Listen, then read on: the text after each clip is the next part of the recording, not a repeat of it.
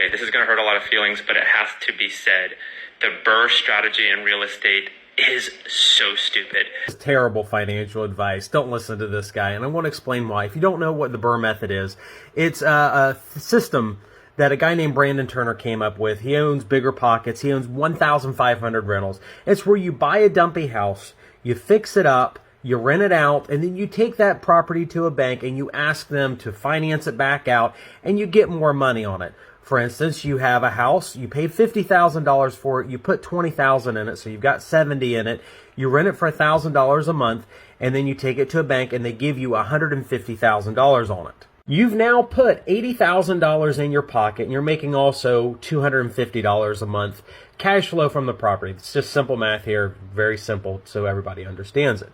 So this guy in the video is telling you, you shouldn't do this. You shouldn't buy a house. You shouldn't put $80,000 in your pocket. You shouldn't get a little bit of cash flow because it's not scalable. And here's the problem. The guy that came up with the method scaled it to 1,500 units. He's not mentioning it to you in the video that you can do this at scale, meaning you can start off with one house and you can end up with thousands. A friend of mine, Nate, he has like 2,000 rentals doing this exact thing. He installed toilets in rentals and he made $1 million.